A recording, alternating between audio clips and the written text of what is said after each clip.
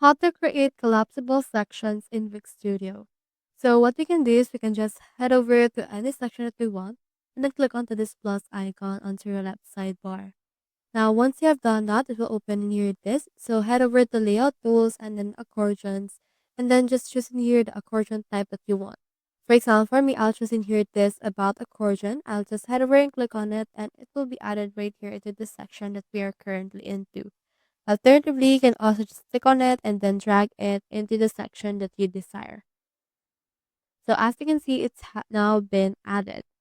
So what we can do is we can just head over and then edit it out. We have in here this about, services, and contacts. We can actually edit that out according to your liking if you would want to.